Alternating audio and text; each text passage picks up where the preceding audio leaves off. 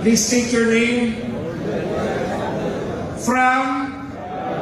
Please state your address. Solemnly state your position in the organizations of the Inday Sara 2028 movement nationwide.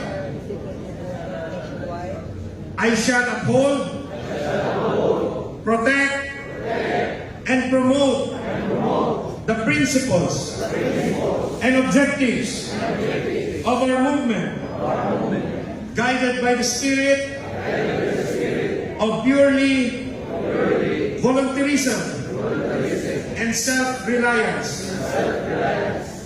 I commit to serve with integrity, humility, and compassion, leading by example for the betterment of my community,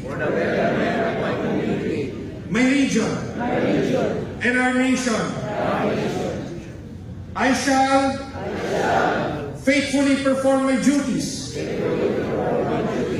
with dedication, accountability, and unwavering commitment to the ideals of the movement. So help me God. Congratulations.